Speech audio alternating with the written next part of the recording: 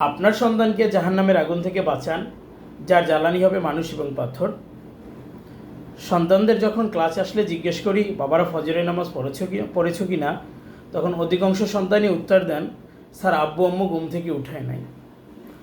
তখন কোরআনের ওই আয়াতটা খুব বেশি মনে পড়ে, ইয়া আইয়ুহাল্লাযীনা আমানু কু আনফুসাকুম আহলিকুম নারা, হে ঈমানদারগণ, জাহান্নামের আগুন থেকে তুমি নিজে বাঁচো এবং তোমার আহাল পরিবারকে বাঁচাও।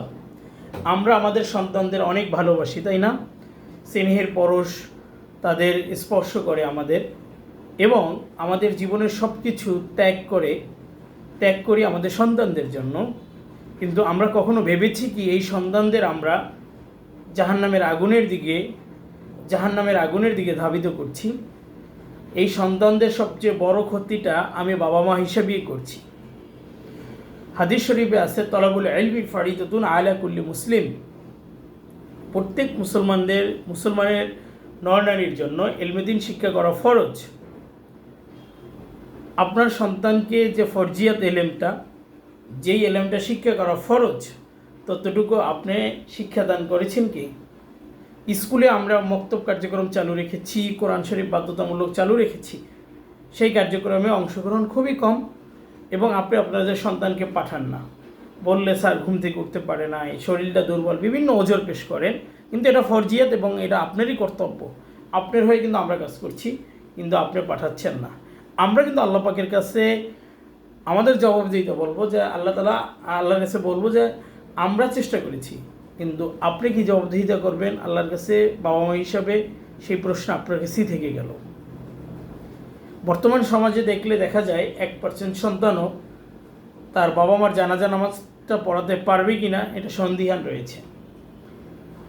বাড্ডা রেসিডেন্সিয়াল হাই স্কুল সবসময় চেষ্টা করছে ফরজিয়াত যে এলেমটা, সেই এলেমটা সকল শিক্ষার্থীদের নিশ্চিত করা, কোরআন শরীফ সহিশুদ্ধভাবে পড়া, নিজস্ব চলতে যে দিনটা প্রয়োজন, যাবতীয় মাসলা মাসাইল, এইগুলো শিক্ষাদান করা। অলরেডি বাড্ডা রেসিডেন্সিয়াল হাই স্কুলের 6ষ্ঠ শ্রেণীর প্রায় 50 জন শিক্ষার্থী জানাজা নামাজ পড়াতে পারে, সহিশুদ্ধভাবে নামাজ পড়াতে পারে, ইমামতি করতে পারে, সেই যোগ্যতা আলহামদুলিল্লাহ অর্জন করেছে। তো আপনারা যদি আমাদের কারিকুলামটা ফলো করেন, আমাদের সহযোগিতা করেন, আমরা বিশ্বাস করি তলাবুল ইলমি ফারিদাতুন আলা কুল্লি মুসলিম, এই হাদিসের আমল আমরা যথাযথভাবে পালন করতে পারবো। সর্বোপরি আবু দাউদ শরীফের একটা হাদিসে আমি পড়েছিলাম, নামাজের ব্যাপারে আল্লাহ রাসূল সাল্লাল্লাহু আলাইহি ওয়াসাল্লাম খুবই কঠোরতা এখানে দেখিয়েছিলেন, যে নির্দিষ্ট একটা বয়স, সেই বয়সে যদি সন্তান নামাজে উদাসীন হয় তাহলে তাকে ঘর থেকে বের করে দাও, শাস্তি প্রদান করো। কিন্তু আমরা কি সেটা করছি? আমার সন্তান আমার ঘরে খায়, আমার তা পড়ে, আমার সব কিছু উপভোগ করেও সে গুনাহ করবে এবং সেই গুনার ভাগ আমি বাবা মা হিসাবে গ্রহণ করব, সেটা আসলে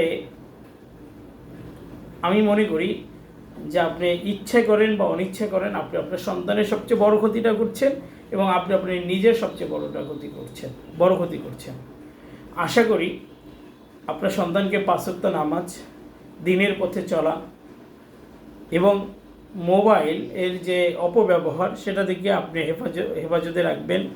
এ ব্যাপারে আপনি সচেতন হবেন। অভিভাবক হিসাবে এইটাই আপনাদের কাছে প্রত্যাশা করি। সবাই ভালো থাকবেন। আসসালামু আলাইকুম।